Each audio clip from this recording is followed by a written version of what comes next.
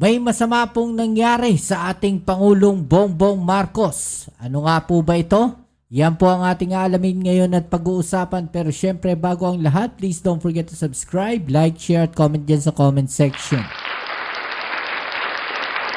Okay, so ito mga babayan, pag-usapan natin, no, mayroon pong masamang nangyari sa ating Pangulong Bongbong Marcos, mga babayan, no, at siya po ay isinugod po, no, sa hospital, mga babayan. At ito po, no, yung balita po na yan, at sabi po dito, just in, Palace has confirmed that President Ferdinand Marcos Jr. was rushed to a Quezon City hospital due to stomach discomfort. Wednesday night, January 21, mga babayan. So kagabi po yan, no? Yes, the President was observed at St. Luke's Medical Center, Quezon City. He has been discharged and is back in Malacanang. The cause of discomfort was not disclosed. However, sources from St. Luke's said the President suffered from diverticulitis, an inflammation of small bulging pouches in the wall of large intestine, mga babayan. So parang sinasabi dito, mga babayan, mayroon pong maliit, mga babayan, na bukol, no, sa large intestine po ng ating Pangulo. Kung tama po yung aking pagkakaintindi po rito, no? Dahil sabi po dito, an inflammation of small bulging pouches in the wall of the large intestine, mga babayan. At syempre, tuwan-tuwa po ang mga DDS dyan. Na alam niyo naman pagka ganyan may nangyayari sa ating Pangulo, tuwang-tuwa po ang mga DDS, mga babayan. Okay, so ito panoorin natin. No, yung pong balita po dyan, ang naranasan niya ay sobrang pagod sa pagtatrabaho, sabi po dito sa News 5. At PBBM is under medical observation. Okay? So ito, panoorin muna natin yung balita, mga babayan. We have an official statement. The President spent the night and we have an official statement. The President spent the night under medical observation as a precautionary measure after experiencing discomfort. His doctors advise rest and monitoring, and his condition remains stable. The President Okay, so stable na daw po yung kondisyon ng ating Pangulong Bongbong Marcos. continued to carry out his responsibilities while under medical observation and has returned So habang inoobserbahan po siya ay nagtatrabaho pa rin yung Pangulo natin. to Malacanang. May we know what particular discomfort did the President experience last night? Hindi po sa atin na nabanggit kung ano ang particular na discomfort na kanyang naranasan. But ang importante po rito at dapat natin maipaalam sa ating mga kababayan na siya po ngayon ay muling nagtatrabaho at nasa Malacanang. Siya po ay nasa maayos na kalagayan at mamayang hapon po ay magkakaroon pa po siya ng 2 pribadong meeting. Okay. So does it mean that we makikita rin siya ng public in the next few days, or should we expect the President to take it easy and stay in Malacanang for a while? Sa ngayon po ay may pribado mga meetings po, so makikipag-ugnayan na po siya sa ibang mga opisyal. At tingnan po natin kung bukas po, dahil meron po siyang event, kung ma-advise siya ng doktor na okay naman po siya, malamang po ay makikita rin agad natin ang Pangulo. Okay, so yun mga babayan, no? So tuloy pa rin, no, yung pagtatrabaho ng ating Pangulong Bongbong Marcos. Sa kabila po ng kanyang kalagayan, mga babayan, ay tuloy pa rin po, no, yung kanyang pagtatrabaho. Hindi po kagaya ng iba dyan, no, na maganda naman ang kalusugan pero hindi po nagtatrabaho. No, pa-travel abroad lang, no, kung ano-ano lang yung mga ginagawa, 'di ba? Tapos nangangarap maging pangulo. No, kakayanin kaya nila yung ganitong ginagawa ng pangulo natin, mga babayan. Sa kabila po nung kanyang kalagayan ngayon, no, may sakit po siya, isinugod sa ospital, mga babayan, pero tuloy pa rin siya, no, sa kanyang pagtatrabaho. No, hindi niya alintana yung kanyang kalusugan para maibigay lang, no, yung serbisyo, no, bilang pangulo sa ating mga kababayan. Pero sa kabila po niyan, pilit pa rin po siyang pinababagsak, ng mga taong galit na galit, no? Dahil mukhang sabi nga natin, no?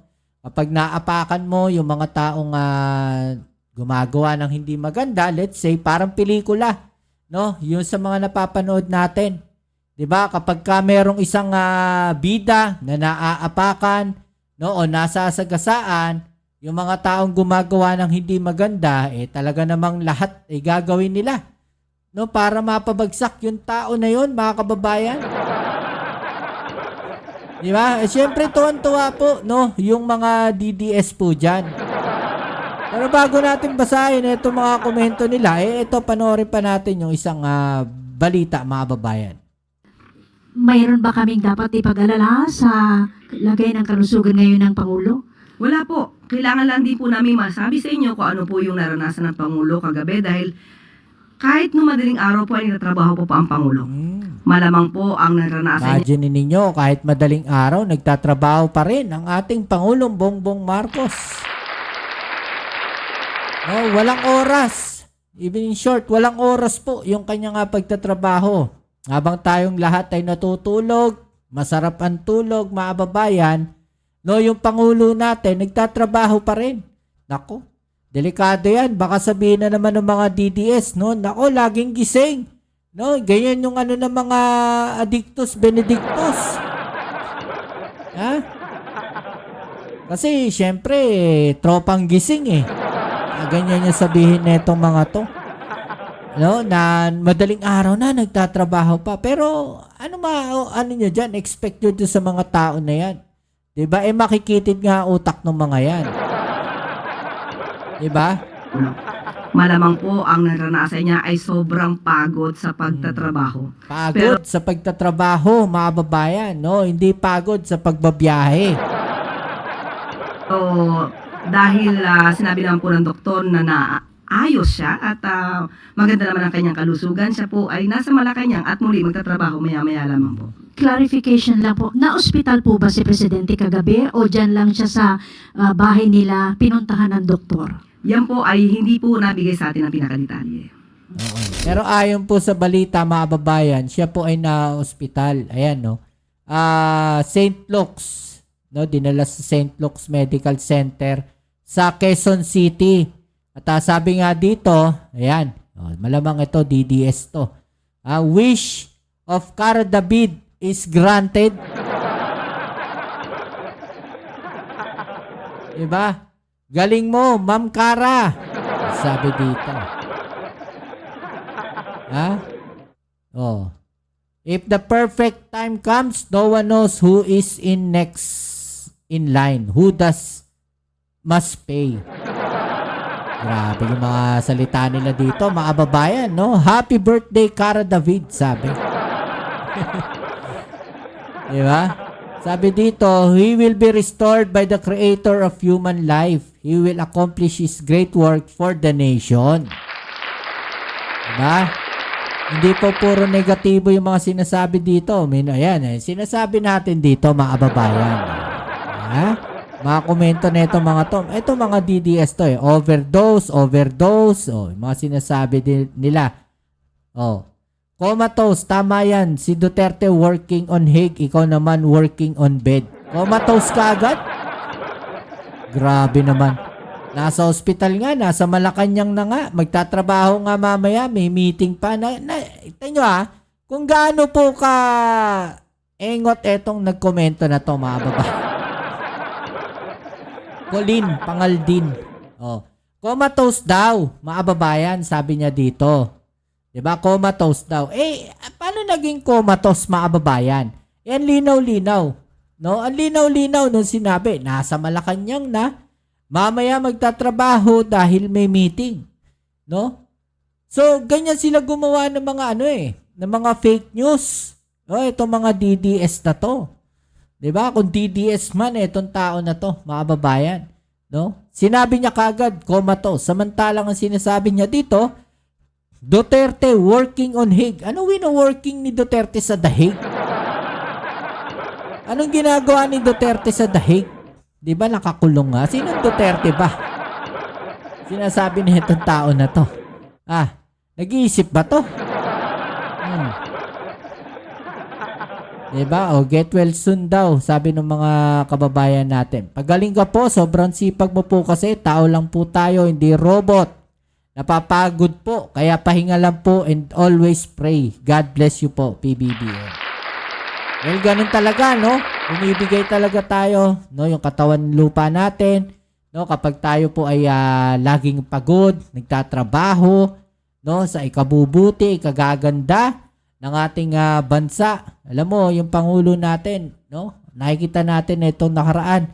Kaliwat kanan, yung mga pinupuntahan, no? Na mga proyekto, ino-open niya yung iba't ibang proyekto, no? Mga ospital at kung ano-ano pa, yung kanyang mga ginagawa, mga babayan, no? Ng ating Pangulong Bongbong Marcos. Natural po na mapapagod po yan. Doon pa lang sa pagbabiyahe, sa pagpunta, doon sa mga meeting, sa ibang bansa at sa Pilipinas po. Mapapagod po yan. Ikaw nga, magpunta ka lang sa Cubao Diba? Nakamotor o kung ano man yung sasakyan mo, nakakotse ka. Nakakapagod din Diba? So ito pa kaya, no, nagigising ng madaling araw siguro yung Pangulo natin. Diba? Magtatrabaho na yan, maghapon, meeting, pressure, lahat iniisip niyan para sa ikauunlad, ikagaganda ng ating bansa. No? Pero yung iba, ang iniisip nila, paano nila mapapabagsak ang ating administrasyon, ang ating Pangulong Bongbong Marcos? Paano nila mapapatalsik sa pwesto para maagaw nila ang kapangyarihan? Yan po yung malungkot, pero yan po ang realidad, mga babayan. Yan po ang katotohanan. No, dahil kapag ikaw ay gumagawa ng maganda, natural po.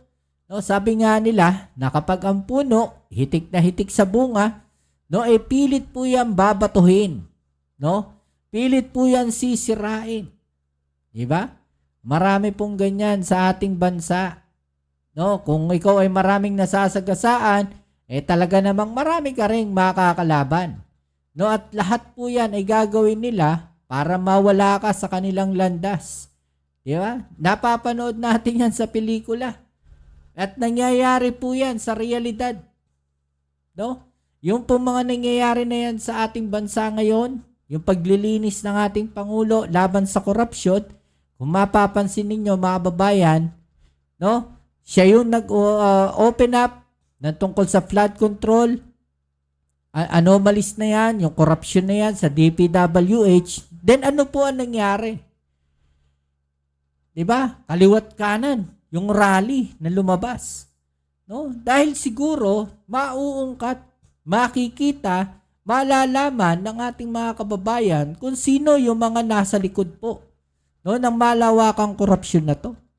Kaya hindi po tayo magtataka, no, na may mga taong pilit po siyang gustong patalsikin sa kanyang pwesto.